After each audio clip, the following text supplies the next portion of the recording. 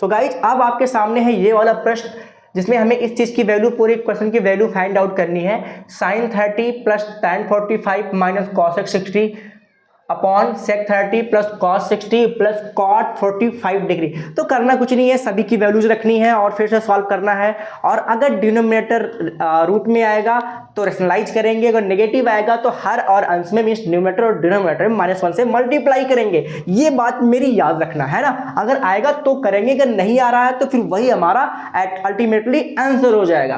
तो चलो इन सब की हम लोग वैल्यू पुट करते हैं। आपको पता होगा sin 30 की वैल्यू होती है 1/2, ओके, प्लस tan 45 की वैल्यू होती है ओनली 1 और माइनस cosec 60 की वैल्यू होती है 2/√3। आपको इस वैल्यू को डायरेक्टली याद करना होगा, या तो आप टेबल अपने सामने रखना होगा एग्जाम के टाइम पे भी। अगर नहीं पता है कैसे बनाते हैं तो 2 मिनट लगता है, आप वीडियो देख के आ जाओ, चलो चेकआउट कर लो, वहां पे बना रखा है। sec 30 का वैल्यू कितना होगा, जितना cosec 60 का होता है मीन्स 2/√3 प्लस लगा हुआ वो लगाते हैं। cos 60 का मान कितना होगा, जितना कि sin 30 का होता है, तो फिर हो जाएगा 1/2। cot 45 होता है tan 45 के इक्वल में मीन्स +1 मीन्स ऊपर वाली वैल्यू ही नीचे है, बस साइन का थोड़ा सा डिफरेंस है, नहीं तो आंसर कितना आ जाता आपका 1 आ सकता था। ओके चलो अब हम ये बताओ मुझे, क्या मैं इनके अपॉन में 1 और इनके अपॉन में 1 कर सकता हूं? कहोगे हाँ भैया बिल्कुल कर सकते हैं। तो अब अगर मुझे इन सबको ऐड करना हो गया, ऊपर के चीजों को नीचे के, तो ऊपर के चीजों में ना इन सबका जो डिनोमिनेटर ये इक्वल होना चाहिए। अगर नहीं है तो फिर हम इक्वल करते हैं। उसके लिए मुझे सभी डिनोमिनेटर क्या लेना पड़ता है, एलसीएम लेना पड़ता है। ये चीजें पता है तो इन सबका एलसीएम हो जाएगा 2√3। तो यहाँ पे मुझे किससे मल्टीप्लाई कर दूं, यहाँ पे √3 से मल्टीप्लाई करना पड़ेगा, है ना मुन्ना। यहाँ पे मुझे √3 से मल्टीप्लाई करना पड़ेगा, तो ऊपर तो हो जाएगा √3, नीचे हो जाएगा 2√3। यहाँ पे मुझे दोनों से मल्टीप्लाई करना पड़ेगा, 2 से भी और √3 से भी, तो 1 में मल्टीप्लाई होगा तो यही आएगा। यहाँ पे मुझे 2 से मल्टीप्लाई करना पड़ेगा, तो ये हो जाएगा हमारा 4 और अपॉन में ये सबके बटे में हो जाएगा 2√3। अब होल अपॉन लगाते हैं, ये तो ऊपर का मटेरियल था, सेम काम मुझे नीचे भी करना है। सबका एलसीएम करेंगे सभी डिनोमिनेटर का, तो हो जाएगा 2√3। अब 2√3 करने के लिए यहाँ पे मुझे 2 मल्टीप्लाई करना पड़ेगा, तो ये तो हो जाएगा मेरा 4। यहाँ पे √3 से करना पड़ेगा तो यहाँ पे हो जाएगा +√3, यहाँ पे +2 और √3 दोनों से करना पड़ेगा तो हो जाएगा 2√3 और होल अपॉन में मुझे मिल जाएगा यहाँ पे कितना मिलने वाला है 2√3 हो जाएगा, है ना। इन सब का भी डिनोमिनेटर यही था। हमने कहा था कभी भी अगर ऐसा सामने हो कि 2 बार बटे में और होल अपॉन फिर 2 चीजें हो, तो अगर पहला तीसरा सेम हो तो काट देते हैं, दूसरा चौथा सेम हो तो काट देते हैं, है ना।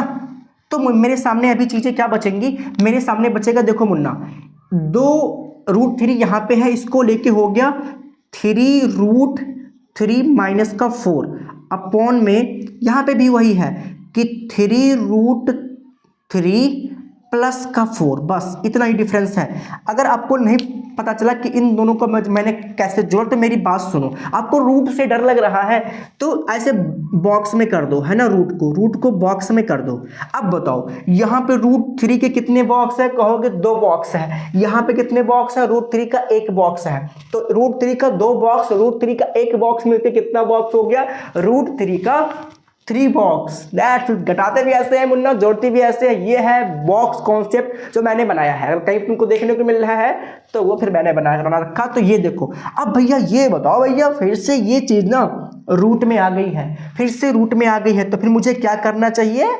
रैशनलाइजेशन। वाह मुन्ना, हर का परिमेयीकरण करने पे, क्या हर का परिमेयीकरण करने पे, अगर रूट में आता है डिनोमिनेटर तो वह ऐसा करते हैं, हर का परिमेयीकरण करने पर। और ये चीज अभी आप लास्ट क्वेश्चन में सीख चुके हो, है ना। तो चलो आगे करते हैं हर का परिमेयीकरण। मैंने कहा था जिसका भी परिमेयीकरण करना है उसको एक बार एज इट इज लिख दो, 3√3 है ना -4 अपॉन 3√3 प्लस का 4। हर का पर्सनलाइजेशन करना है, आपको कुछ नहीं करना है। जो भी लिखा था, अगर मैंने कहा था यहाँ पे प्लस है तो माइनस में करके एक बार ऊपर नीचे हर अंश में न्यूमरेटर डिनोमिनेटर में मल्टीप्लाई करवा दो, ठीक है। तो ये चीजें आपके सामने हैं, करवा दिया मल्टीप्लाई भैया।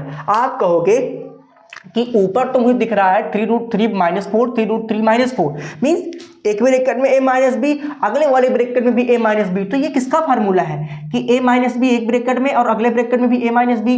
भैया ये तो ना फार्मूला जानते हो किसका है, a माइनस बी के होल स्क्वायर का। तो यहाँ पे इसका क्या हो जाएगा, मीन्स हो जाएगा 3√3 - 4 का होल स्क्वायर अपॉन में एक ब्रैकेट में मुन्ना मुझे a प्लस बी दिख रहा है, एक ब्रैकेट में a माइनस बी। ये किसका फार्मूला है, एक ब्रैकेट में a प्लस बी, एक ब्रैकेट में a माइनस बी। कहोगे ये तो फार्मूला है a square minus B square का। अरे वाह क्या बात है, a स्क्वायर मीन्स 3√3 का स्क्वायर माइनस 4 का स्क्वायर है ना b। चलो बहुत अच्छा है।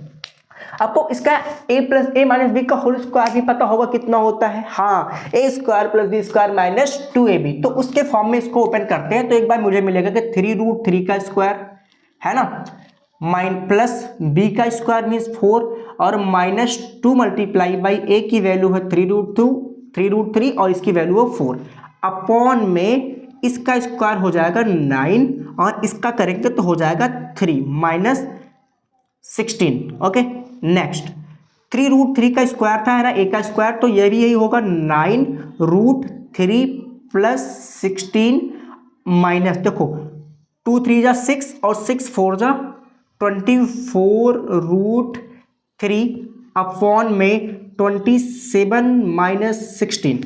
ओके और यहाँ पे जब मैं गुणा करूँगा इन दोनों का तो ये हो गया 27 और ये 16 प्लस में है ना 27 प्लस 16 माइनस 24√3 अपॉन में 27 माइनस 16। ओके क्या करना, अरे भैया सिंपल हो तो गया। अच्छा घटा दो है ना, अभी घटा लेते हैं कोई दिक्कत नहीं है।